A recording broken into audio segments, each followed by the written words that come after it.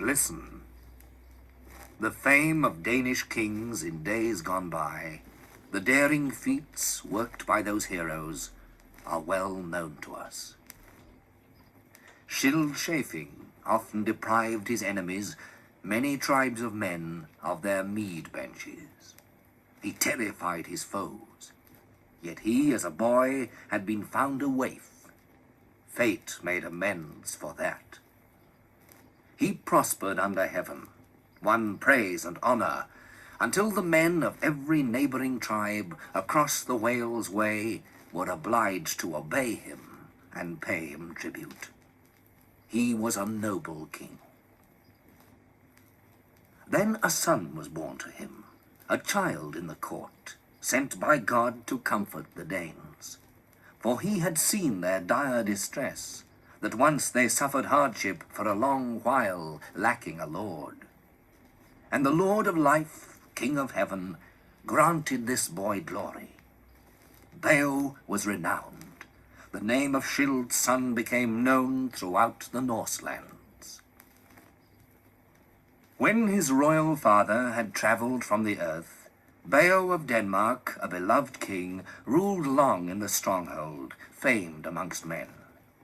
In time, Halfdan the Brave was born to him, who, so long as he lived, grey-haired and redoubtable, ruled the noble Danes. Beowulf's son, Halfdan, leader of men, was favoured by fortune with 4 children, Heorogar and Hrothgar and Halga the Good. Yrsa, the 4th, was Onala's queen, the beloved wife of that warlike Swedish king. Hrothgar won honour in war, glory in battle, and so ensured his followers' support, young men whose number multiplied into a mighty troop. And he resolved to build a hall, a large and noble feasting hall, of whose splendours men would always speak, and there to distribute as gifts to old and young all the things that God had given him, but not men's lives or the public land. Then I heard that tribes without number, even to the ends of the earth, were given orders to decorate the hall. And in due course, before very long, this greatest of halls was completed. Hrothgar, whose very word was counted far and wide as a command, called it Heorot. Then the brutish demon who lived in darkness impatiently endured a time of frustration. Day after day he heard the din of merrymaking inside the hall, and the sound of the harp and the bard's clear song. He who could tell of the origin of men from far-off times lifted his voice, sang that the Almighty made the earth, this radiant plain encompassed by oceans, and that God, all-powerful, ordained sun and moon to shine for mankind, adorned all regions of the world with trees and leaves, and sang that he gave life to every kind of creature that walks about earth. So those warrior Danes lived joyful lives in complete harmony, until the hellish fiend began to perpetrate base crimes. This gruesome creature was called Grendel, notorious prowler of the borderland, ranger of the moors, the fen and the fastness. Then, under cover of night, Grendel came to Hrothgar's lofty hall, to see how the Ringdanes were disposed after drinking ale all evening. And he found there a band of brave warriors, well feasted, fast asleep, dead to worldly sorrow, man's sad destiny. At once that hellish monster, grim and greedy, brutally cruel, started forward and seized 30 thanes even as they slept. And then, gloating over his plunder, he hurried from the hall, made for his lair with all those slain warriors. Then at dawn, as day first broke, Grendel's power was at once revealed. A great lament was lifted. after the feast, an anguished cry at that daylight discovery. The famous prince, best of all men, sat apart in mourning. When he saw Grendel's gruesome footprints, that great man grieved for his retainers. Thus Grendel ruled, resisted justice, one against all, until the best of halls stood deserted. And so it remained.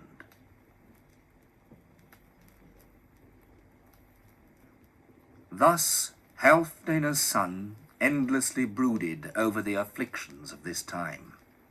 That wise warrior was altogether helpless, for the hardship upon them, violent visitations, evil events in the night, was too overwhelming, loathsome, and long-lasting. One of Hygelac thanes, Beowulf by name, renowned among the Geats for his great bravery, heard in his own country of Grendel's crimes. He was the strongest man alive, princely and powerful. He gave orders that a good ship should be prepared, said he would sail over the sea to assist the famous leader, the warrior king, since he needed hardy men. Wise men admired his spirit of adventure. Dear to them though he was, they encouraged the warrior and consulted the omens. Beowulf searched out the bravest of the Geats, asked them to go with him. That seasoned sailor led 14 thanes to the ship at the shore. Days went by. The boat was on the water, moored under the cliff. The warriors, all prepared, stepped onto the prow. The water streams eddied, stirred up sand. The men stowed gleaming armor, noble war gear deep within the ship. Then those warriors launched the well-built boat, and so began their journey. Foaming at the prow, and most like a seabird, the boat sped over the waves, urged on by the wind. Until next day, at the expected time, so far had the curved prow come that the travellers sighted land, shining cliffs, steep hills, broad headlands. So did they cross the sea. Their journey was at its end. Then the Geats disembarked, lost no time in tying up the boat. Their corslets clanked. The warriors gave thanks to God for their safe passage over the sea. Then, on the cliff top, the Danish watchman, whose duty it was to stand guard by the shore, saw that the Geats carried flashing shields and gleaming war gear down the gangway, and his mind was riddled with curiosity. Then Hrothgar's thane leapt onto his horse, and brandishing a spear, galloped down to the shore. There he asked at once, "Warriors, who are you, in your coats of mail, who have steered your tall ship over the sea lanes to these shores?" The man of highest standing, leader of that troop, unlocked his hoard of words, answered him, "We are all Geats, hearth companions of Hygelac. My father was famed far and wide, a noble lord, Ecgtheow by name. He endured many winters before he, in great old age, went on his way. Every wise man in this world readily recalls him. We have sailed across the sea to seek your lord, Halfdane's son, protector of the people, with most honorable intentions. Give us your guidance." Then they hurried on. The ship lay still. Securely anchored, the spacious vessel rode on its hawser. The boar crest, brightly gleaming, stood over their helmets. Superbly tempered, plated with glowing gold, it guarded the lives of those grim warriors. The thanes made haste, marched along together until they could discern the glorious timbered hall, adorned with gold. The road was paved. It showed those warriors the way. Their corslets were gleaming. The strong links of shining chainmail clinked together. When the sea-stained travellers had reached the hall itself in their fearsome armour, they placed their broad shields, worked so skilfully, against Heorot's wall. Then they sat on a bench. The brave men's armour sang. The seafarers' gear stood all together, a grey-tipped forest of ash spears. That armed troop was well equipped with weapons. Then Wulfgar, a proud warrior, asked the Geats about their ancestry. Where have you come from with these gold-plated shields, these grey coats of mail, these visored helmets, and this pile of spears? I am Hrothgar's messenger, his herald. I have never seen so large a band of strangers of such bold bearing. You must have come to Hrothgar's court not as exiles, but from audacity and high ambition. Then he who feared no man, the proud leader of the Geats, stern-faced beneath his helmet, gave him this reply. We are Hygelac companions at the bench. My name is Beowulf. I wish to explain to Healfdena's son, the famous prince, your lord, why we have come, if he in his goodness will give us leave to speak with him. Then Wulfgar hurried to the place where Hrothgar sat, grizzled and old, surrounded by his thanes. Then returned to the hall door with Hrothgar's reply. My conquering lord, the leader of the East Danes, commands me to tell you that he knows your lineage, and that you, so bold in mind, are welcome to these shores from over the rolling sea. You may see Hrothgar in your armor, under your helmets, just as you are, but leave your shields out here and your deadly ashen spears. Let them await the outcome of your words. Then noble Beowulf rose from the bench, flanked by his fearless followers. Guided by Wulfgar, they hurried into Heorot together. Beowulf spoke. His corselet, cunningly linked by the smith, was shining. Greetings, Hrothgar. I am Hygelac's kinsman and retainer. In my youth, I achieved many daring exploits. Word of Grendel's deeds has come to me in my own country.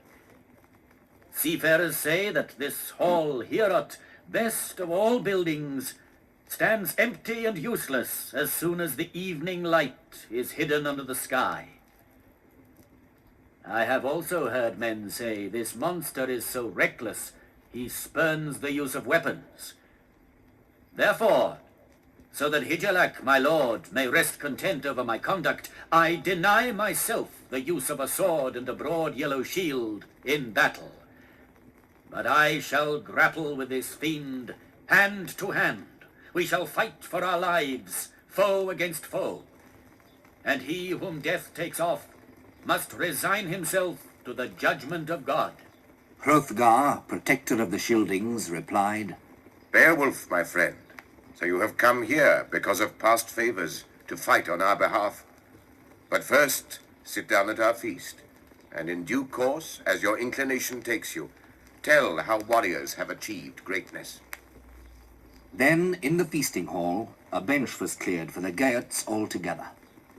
And there those brave men went and sat, delighting in their strength. A thane did his duty, held between his hands the adorned ale-cup, poured out gleaming liquor. Now and then the poet sang, raised his clear voice in Heorot. The warriors caroused, no small company of Scyldings and Geats.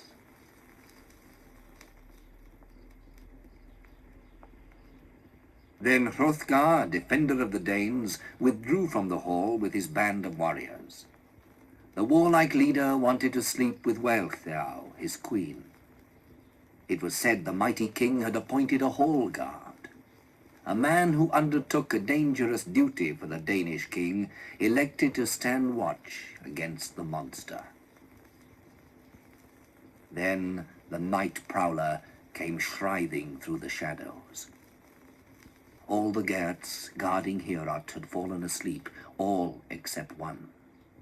Men well knew that the evil enemy could not drag them down into the shadows when it was against the Creator's wishes.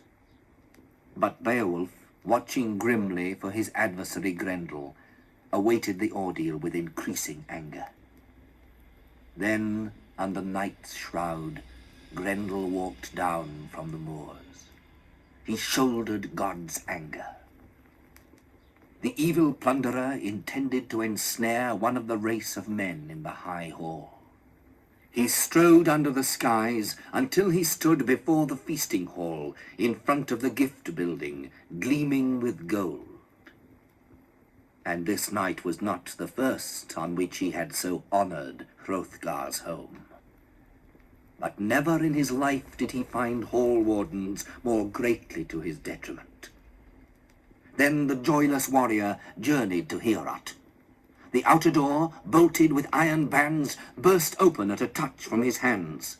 With evil in his mind and overriding anger, Grendel swung open the hall's mouth itself. At once, seething with fury, the fiend stepped onto the tessellated floor. A horrible light, like a lurid flame, flickered in his eyes. He saw many men, a group of warriors, a knot of kinsmen sleeping in the hall. His spirits leapt, his heart laughed. The savage monster planned to sever, before daybreak, the life of every warrior from his body. He fully expected to eat his fill at the feast. But after that night, fate decreed that he should no longer feed off human flesh. Hygelac kinsman, the mighty man, watched the wicked ravager to see how he would make his sudden attacks. The monster was not disposed to delay, but for a start he hungrily seized a sleeping warrior, greedily wrenched him, bit into his body, drank the blood from his veins, devoured huge pieces, until in no time he had swallowed the whole man, even his feet and hands. Now Grendel stepped forward, nearer and nearer, made to grasp the valiant Geat stretched out on his bed. The fiend reached towards him with his open hand. At once Beowulf perceived his evil plan, sat up, and stayed Grendel's outstretched arm. The fiend tried to break free. His fingers were bursting. Beowulf kept with him. The evil giant was desperate to escape, if indeed he could, and head for his lair in the fens. He could feel his fingers cracking in his adversary's grip. That was a bitter journey that Grendel made to the ring hall Heorot. The great room boomed. All the proud warriors, each and every Dane living in the stronghold, were stricken with panic. The two hall wardens were enraged. The building rang with their blows. It was a wonder the wine hall withstood two so fierce in battle, that the fair building did not fall to earth, but it stood firm, braced inside and out with hammered iron bands. Again and again, clang and clatter shattered the night silence. Dread numbed the North Danes, seized all who heard the shrieking from the wall, the enemy of gods, grisly lay of terror, his song of defeat, heard hell's captive keening over his wound. Beowulf held him fast, he who was the strongest of all men ever to have seen the light of life on earth. By no means did the defender of Thanes allow the murderous caller to escape with his life. He reckoned that the rest of Grendel's days were useless to anyone. The horrible monster suffered grievous pain. A gaping wound opened on his shoulder. The sinews sprang apart. The muscles were bursting. Glory in battle was given to Beowulf. Fatally wounded, Grendel was obliged to make for the marshes, head for his joyless lair. He was well aware that his life's days were done, come to an end. After that deadly encounter, the desire of every Dane was at last accomplished. In this way did the wise and fearless man, who had travelled from far, cleanse Hrothgar's hall, release it from affliction. He rejoiced in his night's work, his glorious achievement. The leader of the Geats made good his boast to the East Danes. He had removed the cause of their distress, put an end to the sorrow every Dane had shared, the bitter grief that they had been constrained to suffer. When Beowulf, brave in battle, placed hand, arm, and shoulder Grendel's entire grasp under Heorot's spacious roof. That was evidence enough of victory. Then orders were quickly given for the inside of Heorot to be decorated. Many servants, both men and women, bustled about that wine hall, adorned that building of retainers. Tapestries, worked in gold, glittered on the walls, many a fine sight for those who have eyes to see such things. That beautiful building, braced within by iron bands, was badly damaged. The door's hinges were wrenched. When the monster, damned by all his crimes, turned in flight, despairing of his life, the hall roof only remained untouched. Then it was time for Healfdena's son to proceed to the hall. The king himself was eager to attend the feast. I have never heard of a greater band of kinsmen gathered with such dignity around their ring-giver. Then the glorious warriors sat on the benches, rejoicing in the feast. Courteously their kinsmen, Hrothgar and Hrothulf, quaffed many a mead cup, confident warriors in the high hall. Heorot was packed with feasters who were friends. The time was not yet come when the Scyldings practiced wrongful deeds. Then Hrothgar gave Beowulf Healfdena's sword, and a battle banner woven with gold, and a helmet and a corselet, as rewards for victory. Many men watched while the priceless, renowned sword was presented to the hero. Then the poet raised his voice, gave tongue to his lay. The hall echoed with joy. Waves of noise broke out along the benches. Cup-bearers carried wine in glorious vessels. Then Wealhtheow, wearing her golden collar, walked to where Hrothgar and Hrothulf were sitting side by side. Then the lady of the Scyldings spoke these words. Accept this cup, my loved lord, treasure giver. O gold friend of men, learn the meaning of joy again, and speak words of gratitude to the Geats, for so one ought to do. And be generous to them too, mindful of gifts which you have now amassed from far and wide. I am told you intend to adopt this warrior. Take him for your son. This resplendent ring hall, Heorot, has been cleansed. Give many rewards while you may, but leave this land and the Danish people to your own descendants when the day comes for you to die. Then Wealhtheow retired to her seat beside her lord. That was the best of banquets. Men drank their fill of wine. They had not tasted bitter destiny, the fate that had come and claimed many of the heroes at the end of dark evenings, when Hrothgar the warrior had withdrawn to take his rest. Countless retainers defended Heorot as they had often done before. Benches were pushed back, the floor was padded with beds and pillows. But one of the feasters, lying on his bed, was doomed and soon to die. They set their bright battle shields at their heads. Placed on the bench above each retainer, his crested helmet, his linked corselet, and sturdy spear shaft were plainly to be seen. It was their habit, both at home and in the field, to be prepared for battle always, for any occasion their lord might need assistance. That was a loyal band of retainers. And so they slept.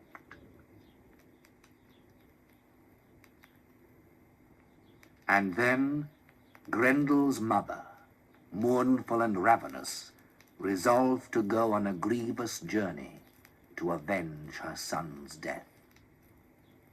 Thus she reached Heorot. Ringdane's snoring was sprawled about the floor. Firmly she grasped one of the thanes, and made for the fens as fast as she could. That man whom she murdered even as he slept was a brave shield warrior, a well-known thane, most beloved by Hrothgar of all his hall retainers between the two seas. Beowulf was not there. The noble Geat had been allotted another lodging after the giving of treasure earlier that evening. Immediately Beowulf, that man blessed with victory, was called to the chamber of the king. Hrothgar, guardian of the Scyldings, said, I have heard my people say, men of this country, councillors in the hall, that they have seen two such beings, equally monstrous, rangers of the fell country, rulers of the moors. And these men assert that so far as they can see, one bears a likeness to a woman. Grotesque though he was, the other who trod the paths of exile looked like a man, though greater in height and build than a Goliath. He was christened Grendel by my people many years ago. Men do not know if he had a father, a fiend once begotten by mysterious spirits. These two live in a little-known country, wolf slopes, wind-swept headlands, perilous paths across the boggy moors, where a mountain stream plunges under the mist-covered cliffs, rushes through a fissure. It is not far from here, if measured in miles, that the lake stands, shadowed by trees, stiff with hoarfrost. A wood, firmly rooted, frowns over the water. There, night after night, a fearful wonder may be seen. Fire on the water. No man alive is so wise as to know the nature of its depths. Although the moor stalker, the stag with strong horns, when harried by hounds will make for the wood, pursued from afar, he will succumb to the hounds on the brink, rather than plunge in and save his head. That is not a pleasant place. When the wind arouses the wrath of the storm, whipped waves rear up black from the lake, reach for the skies until the air becomes misty. The heavens weep. Now, once again, help may be had from you alone. As yet, you have not seen the haunt, the perilous place where you may meet this most evil monster face to face. Do you dare set eyes on it? If you return unscathed, I will reward you for your audacity, as I did before, with ancient treasures and twisted gold. Beowulf, the son of Ecgtheow, answered, Do not grieve, wise Hrothgar. Better each man should avenge his friend than deeply mourn. The days on earth for every one of us are numbered. He who may should win renown before his death. That is a warrior's best memorial when he has departed from this world. Come, O guardian of the kingdom, let us lose no time, but track down Grendel's kinswoman. I promise you that wherever she turns, to honeycomb caves, to mountain woods, to the bottom of the lake, she shall find no refuge. Shoulder your sorrows with patience this day. This is what I expect of you.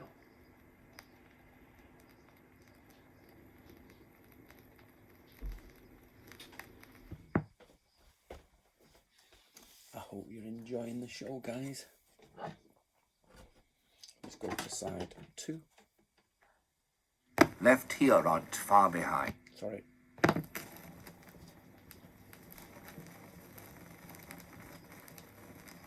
Then the man of noble lineage left Heorot far behind, followed narrow tracks, string-thin paths over steep, rocky slopes, remote parts with beetling crags and many lakes where water demons lived. He went ahead with a handful of scouts to explore the place. All at once, he came upon a dismal wood, mountain trees standing on the edge of a grey precipice. The lake lay beneath, blood-stained and turbulent. Beowulf donned his coat of mail, did not fear for his own life. His massive corselet, linked by hand and skillfully adorned, was to essay the lake.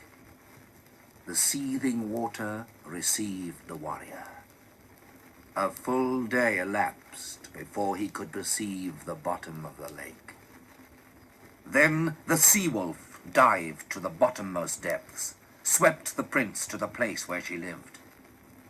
Then the hero saw that he had entered some loathsome hall, in which there was no water to impede him, a vaulted chamber where the flood rush could not touch him. Then the Prince of the Geats seized the shoulder of Grendel's mother. He did not mourn their feud. When they grappled, that brave man in his fury flung his mortal foe to the ground. Quickly she came back at him, locked him in clinches, and clutched at him fearsomely. Then the greatest of warriors stumbled and fell. She dropped on her hall guest, drew her dagger, broad and gleaming. She wanted to avenge her son, her only offspring. The woven corselet that covered his shoulders saved Beowulf's life, denied access to both point and edge. Then Beowulf saw, among weapons, an invincible sword wrought by the giants, massive and double-edged, the joy of many warriors.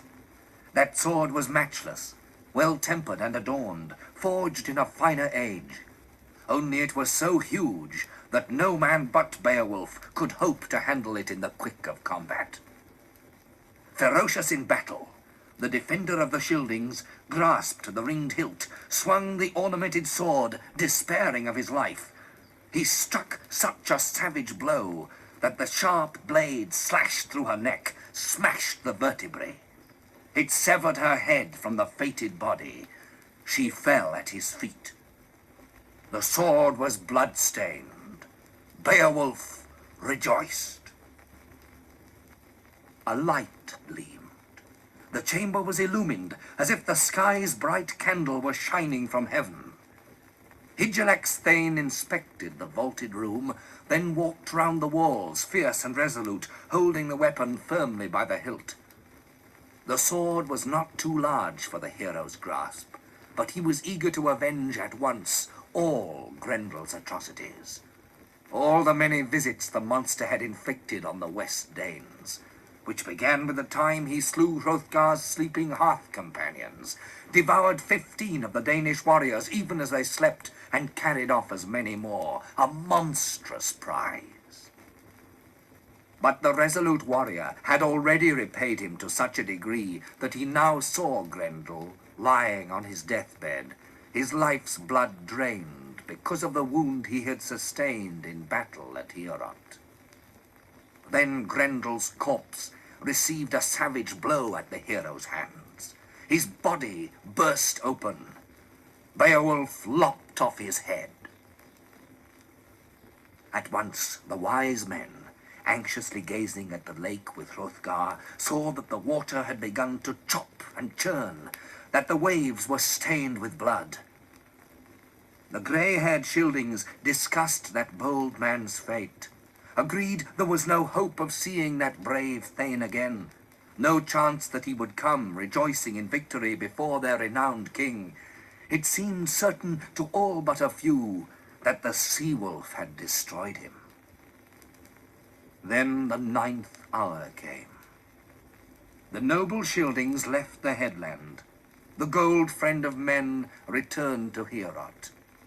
The Geats, sick at heart, sat down and stared at the lake. Hopeless, they yet hoped to set eyes on their dear lord. Then the battle sword began to melt like a gory icicle because of the monster's blood. Indeed, it was a miracle to see it thaw entirely, as does ice when the Father, he who ordains all times and seasons, breaks the bonds of frost, unwinds the flood fetters.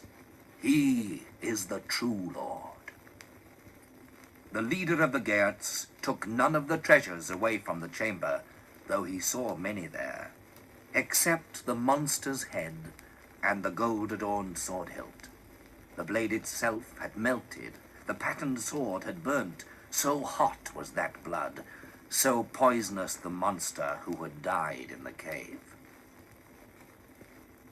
He who had survived the onslaught of his enemies was soon on his way, swimming up through the water. When the evil monster ended his days on earth, left this transitory life, the troubled water and all the lake's expanse was purged of its impurity. Then the fearless leader of the seafarers swam to the shore, exulting in his plunder, the heavy burdens he had brought with him. The intrepid band of thanes hurried towards him, giving thanks to God, rejoicing to see their lord safe and sound of limb. The brave man was quickly relieved of his helmet and corselet. The angry water under the clouds, the lake stained with battle blood, at last became calm. Then they left the lake, with songs on their lips, retraced their steps along the winding paths and narrow tracks. It was no easy matter for those courageous men, bold as kings, to carry their head away from the cliff overlooking the lake. With utmost difficulty, 4 of the thanes bore Grendel's head to the gold hall on a battle pole. Thus the 14 Geats, unbroken in spirit and eager in battle, very soon drew near to Heorot. With them, that bravest of brave men crossed the plain towards the mead hall. Then the fearless leader of the thanes, covered with glory, matchless in battle, once more entered Heorot to greet Hrothgar. Grendel's head was carried by the hair onto the floor where the warriors were drinking. A ghastly thing paraded before the heroes and the queen. Men stared at that wondrous spectacle. Then Halfdane's wise son lifted his voice. Everyone listened. This land's grizzled guardian, who promotes truth and justice amongst his people, and forgets nothing though the years pass, can say for certain that this man is much favored by fate. Beowulf, my friend, your name is echoed in every country to earth's end. You wear your enormous might with wisdom and with dignity. I shall keep my promise made when last we spoke. You will, beyond doubt, be the shield of the Geats for days without number, and a source of strength to warriors.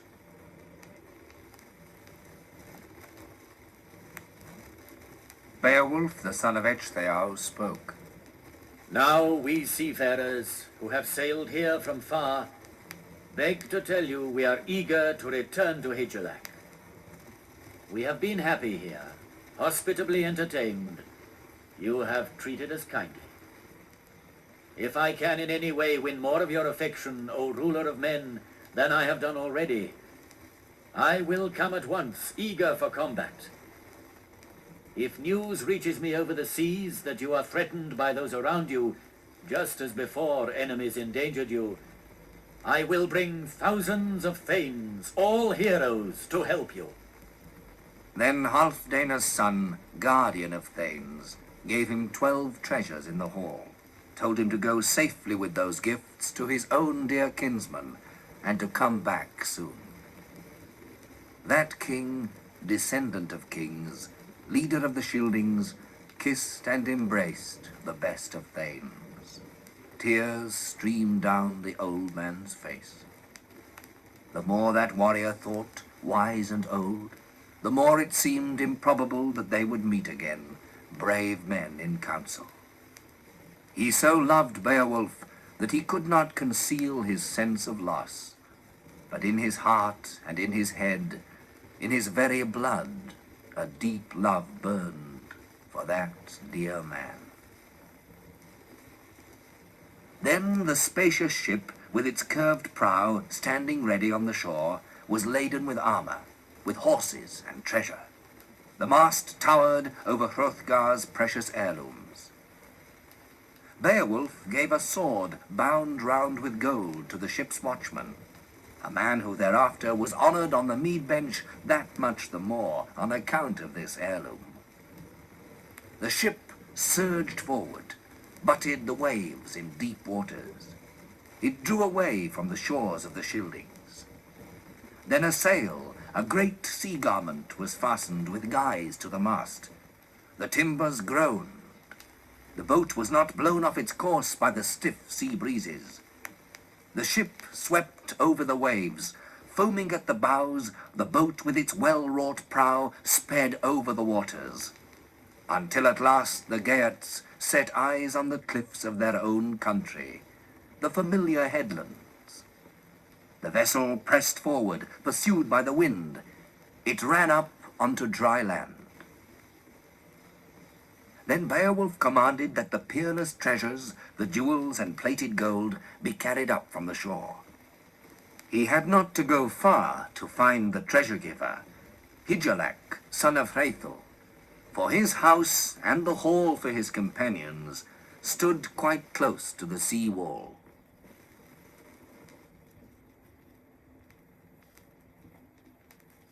In later days, after much turmoil, things happened in this way.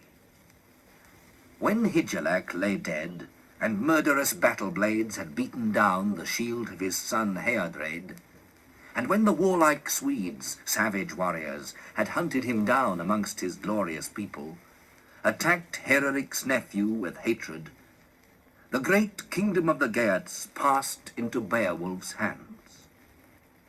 He had ruled it well for 50 winters. He was a wise king, a grizzled guardian of the land, when, on dark nights, a dragon began to terrify the Geats. He lived on a cliff, kept watch over a hoard in a high stone barrow. Below there was a secret path. A man strayed into this barrow by chance, seized some of the pagan treasures, stole drinking vessels. At first the sleeping dragon was deceived by the thief's skill, but afterwards he avenged this theft of gleaming gold. People far and wide, bands of retainers, became aware of his wrath. There were countless heirlooms in that earth cave, the enormous legacy of a noble people, ancient treasures which some man or other had cautiously concealed there many years before. Death laid claim to all that people in days long past, and then that retainer who outlived the rest, a gold guardian, mourning his friends, expected the same fate, thought he would enjoy those assembled heirlooms a little while only.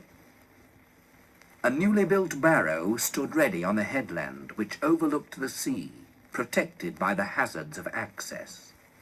To this barrow the protector of rings brought the heirlooms, the plated gold, all that part of the precious treasure worthy of hoarding.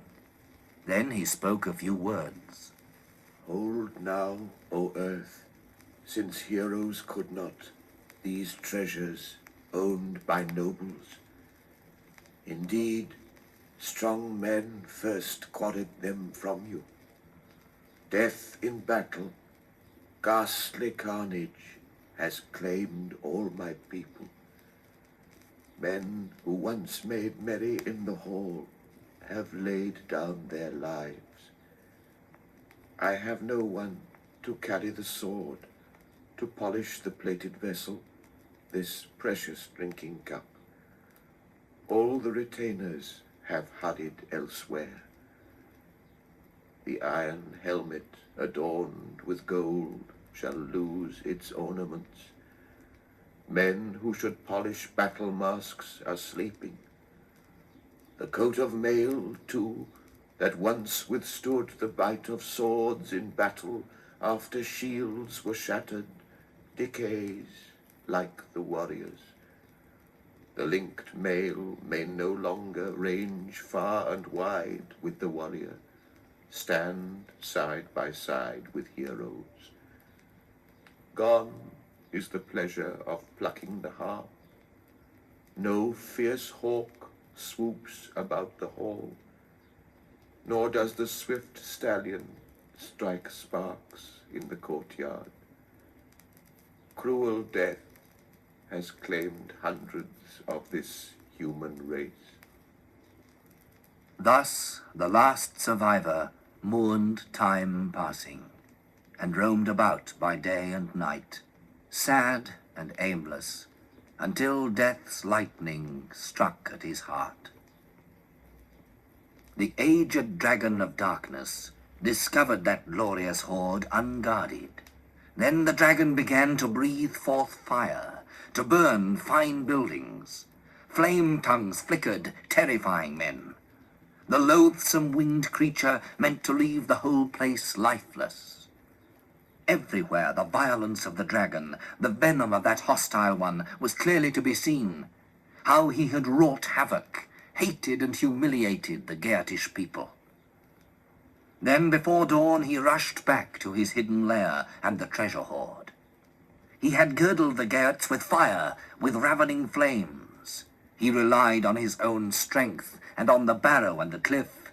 His trust played him false. Then news of that terror was quickly brought to Beowulf, that flames enveloped his own hall, best of buildings, and the gift throne of the Geats. That good man was choked with intolerable grief. In great anger, the leader of the Geats and 11 others set out to search for the dragon. Then the bold warrior, stern-faced beneath his helmet, stood up with his shield. Sure of his own strength, he walked in his corslet towards the cliff. The way of the coward is not thus.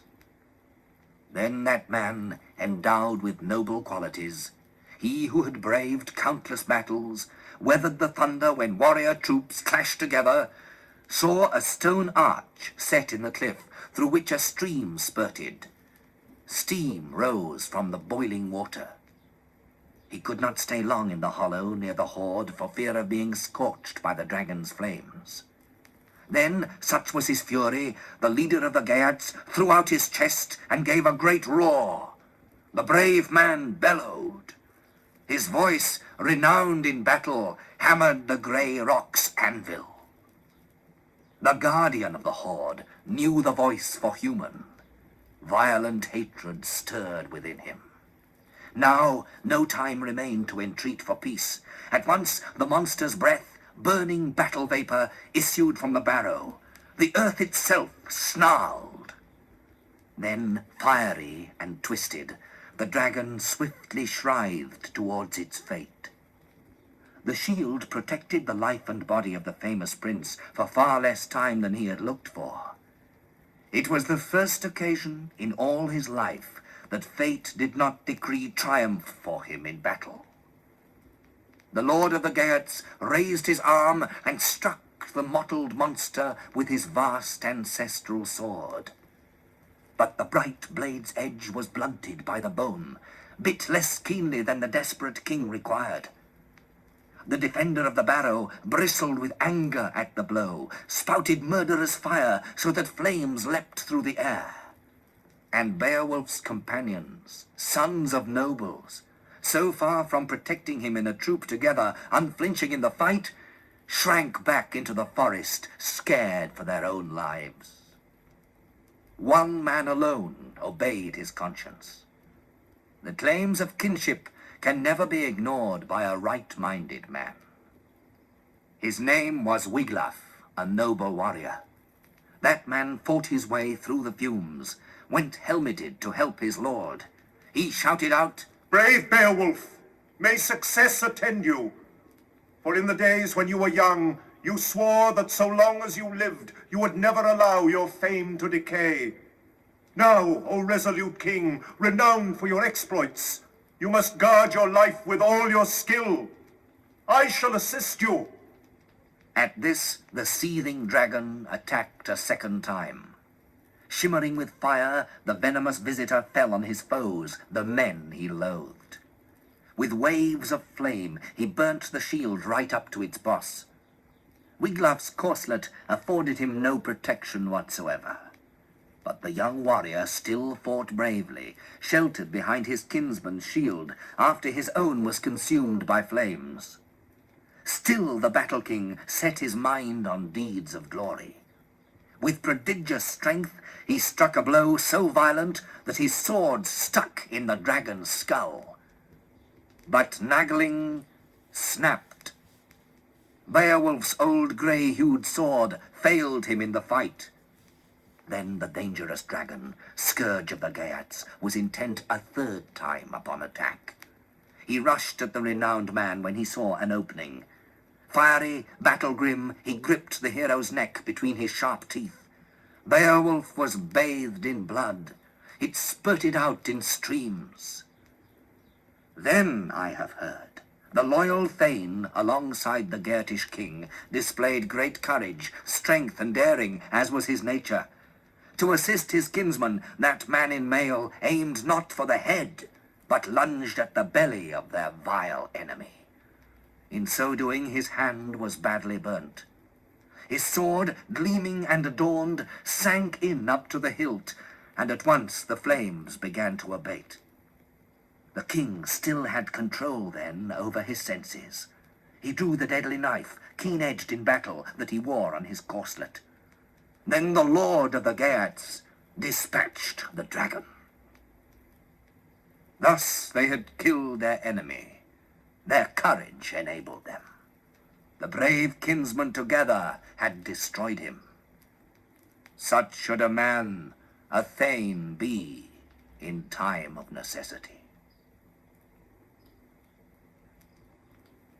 That was the last of all the king's achievements, his last exploit in the world. Then the wound the earth dragon had inflicted with his teeth began to burn and swell. Very soon he was suffering intolerable pain as the poison boiled within him. Then the wise leader tottered forward and slumped on a seat by the barrow.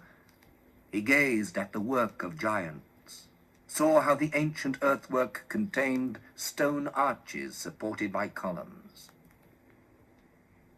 Then, gazing at the gold, the warrior, the sorrowing king, said, With these words, I thank the King of Glory, the eternal Lord, the ruler, for all the treasures here before me, that in my lifetime I have been able to gain them for the Geats.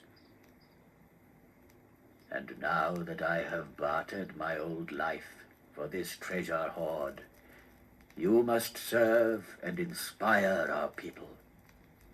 I will not long be with you. Command the battle warriors after the funeral fire to build a fine barrow overlooking the sea. Let it tower high on Whale Ness as a reminder to my people. And let it be known as Beowulf's Barrow to all seafarers, to men who steer their ships from far over the swell and the salt spray. Then the prince, bold of mind, detached his golden collar and gave it to Wiglaf, the young spear warrior, and also his helmet adorned with gold, his ring and his corselet, and enjoined him to use them well. You are the last survivor of our family, the Wagmundings. Fate has swept all my kinsmen, those courageous warriors, to their doom. I must follow them. Those were the warrior's last words before he succumbed to the raging flames on the pyre. His soul migrated from his breast to meet the judgment of righteous men.